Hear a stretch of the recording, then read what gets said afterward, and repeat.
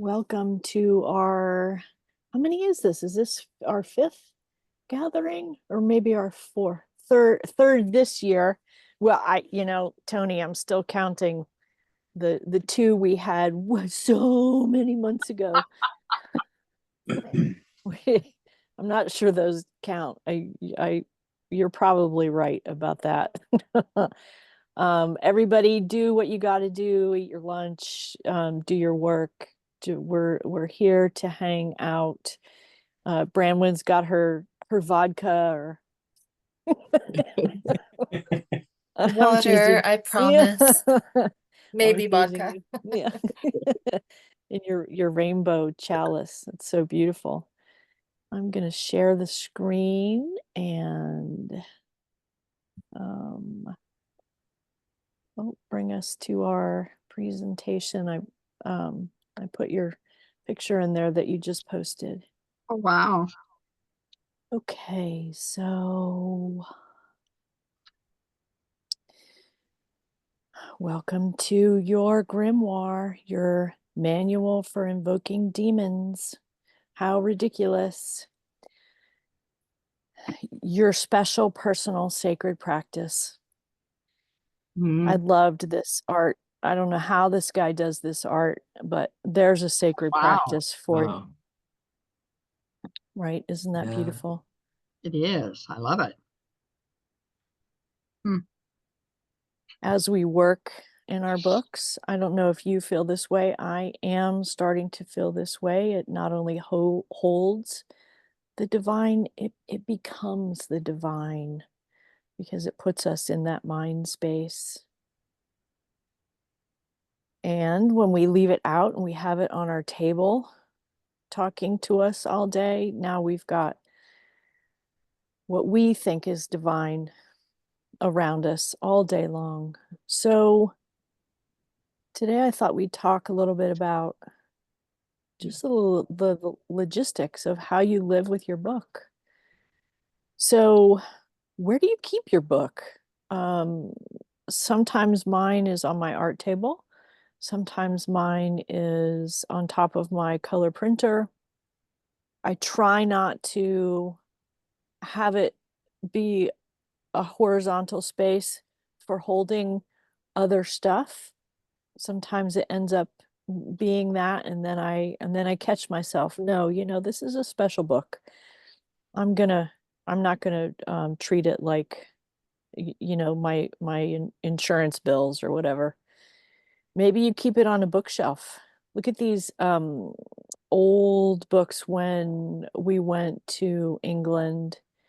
The first Wow. room that we went into in the castle for the conference, here's the room. There's Silly Ramsey. It was all four Hmm. walls except for two windows were filled with books, and they looked so um consistent. You can see the colors, and some of the shelves are just filled right exactly to the right size. I thought, oh man, they're just goofing, but these books, and it smelled like books in there, the best smell ever. So maybe it just lives on your bookshelf, which is fabulous. Wait, did I lose? I thought I had some different. No, okay. Um, I like this. I saw this picture sometime during the month. Mm. Look at Oh, that. I love She's right. Her bed is a book. it. I have my books near me. I don't know why I like to sleep with my books. So maybe that's um, something you do with your grimoire. After I saw this picture, I Googled, and there's so many Renaissance paintings of people sleeping with books. Maybe you see how this lady here, she has fabric. I end up doing fabric wraps for a lot of things that I make or collect because people also send me special fabric, and that's a beautiful way to see it and to protect your book. Here's another old painting. And she's got fabric around her special book. You see her alabaster jar down there on the right side? Check this book. So, I don't know. I tried to chase down the story of this book. Looks like there was that knot so that maybe the book could be held on that flappy part. What did they do? Drag this behind a horse or what? I mean, it's clearly seen a lot of things, this book. Here's another storage I thought was so beautiful. An old box. It's funny if your container starts looking that old, I guess maybe the book would be disintegrated if even the container is that old.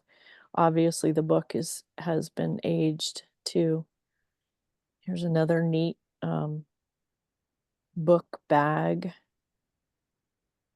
with all those Celtic symbols. I think there's a dragon on the bottom right in that circle. Black leather.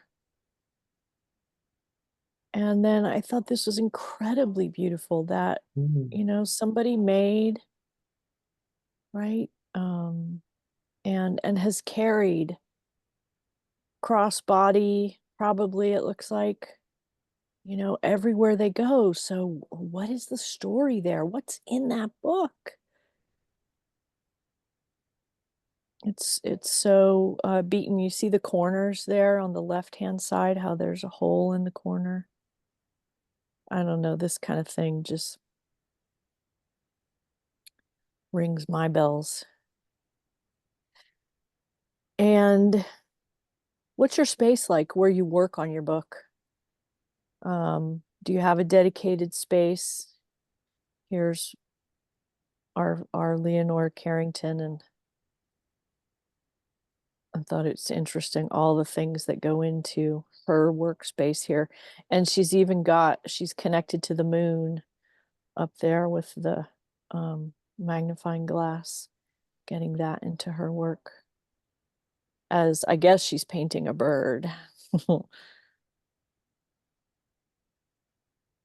So maybe it's on a reading table and you work on it with a candle always lit, and you sanctify your space that way. Bring in the elements. This guy's got a special work table.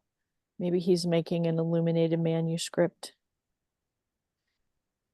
And maybe it's just on your modern kitchen table, and that is perfect also.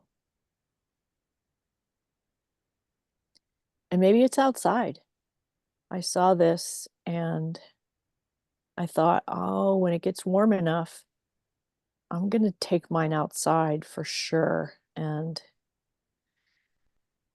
maybe sit under the trees and see if anything falls onto it, into it. Just be curious about what might happen out there.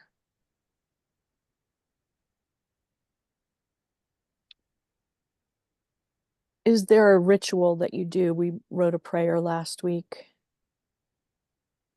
Do you say that prayer? Do you light a candle? Do you light incense?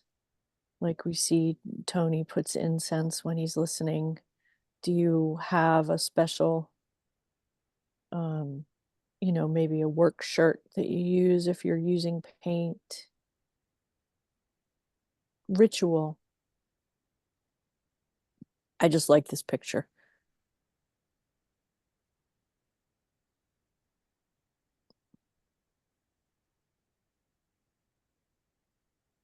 And then what we put in our book, how we put it in our book. Check this dragon pen. Do you have a special pen? What? And this is not everybody needs a special pen unless you think pens are special. And then have a special pen. Maybe it's the paper, maybe it's where the book came from, like Kathleen's. again, this is you personalizing so that it feels like it's yours every step of the way. I like this mermaid pen.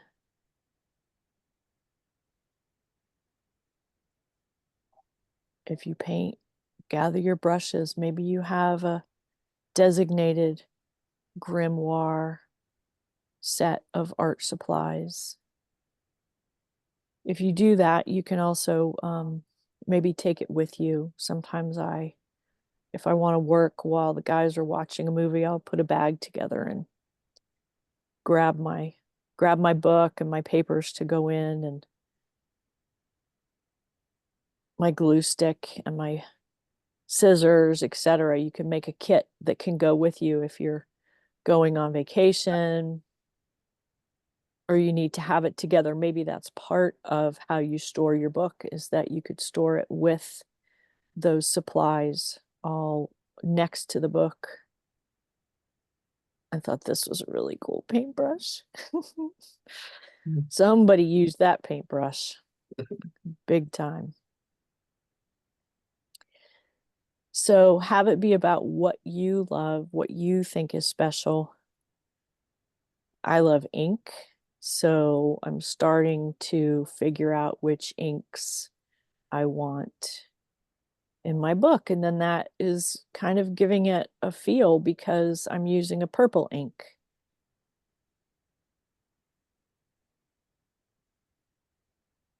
Or maybe you wear a pretty crown while you work on your book. Look at that, everything gilded. Isn't that crazy? And I saw this morning. So Branwen, maybe you can tell us what's happening here. Yes, definitely. So when we first started meeting, I mentioned that I had a box that I've been keeping all of my bits in, my stickers and loose recipes and everything that I know I want to add and haven't got in there yet. But it's become a really exciting ritual for my kids when I pull it down too. Um, my two youngest get really excited because they love going through the stickers and looking at the pictures. And I've got a little sachet of lavender and mugwort in there. And then I have a sprig of juniper and some crystals and shells and, just whatever decides it wants to live in there when I'm putting things up. If something extra wants to go in the box, I put it in the box. And sometimes my kids take things out of the box and maybe they'll find their way back eventually. I don't know. But it's just kind of like this evolving little universe inside of my box. And my kids have been so happy with it. They've asked for their own boxes for treasures. And so I'm getting each of my kids a journal that they can just draw in or, write in or whatever they want to do with it. And then getting them their own boxes for their stickers and their treasures and things. Because it seems like a tradition worth passing on to the next generation. So. Wow. And it's alive. If the collection is changing and moving, and wow, I mean, look at that picture. It's just incredibly beautiful what you've done there with your fabric on the background and your mandala. What's the red, the wood that's stained red? So this is something that's very special to me. I'll actually grab it. It's right here. My stepdad made this for me. He turns wood, and I got him the purple heartwood. It's my favorite wood. I've got several pieces for my loom and things all done in the purple heartwood because I just love it. Wow. And That's the so color of the wood. that's the color of the wood. Yeah, it's purple Wow. heartwood. And the more you use it and the more you handle it, the oils from your hands turn it a darker purple. Mm-hmm. And it's just beautiful. Mm. So he used a part of what I gave to him for Christmas to make me this lovely box. And this knob is from his great grandmother's chest of drawers. So he added that for me as a little knob for me. Wow. for my box. So it's got some of my stepdad's family in there, and it was just a lovely thing for him to do to make me feel like, you know, I'm worthy of his antiques and his heritage and things too. So it's very sweet. Beautiful. Wow. Well, thank you for posting that. Anytime anybody wants to show what you're doing, just stick it in the group and then I'll gather them and we can look at them all together. So that's it for the slides today. Next time, March 28th, 1 o'clock.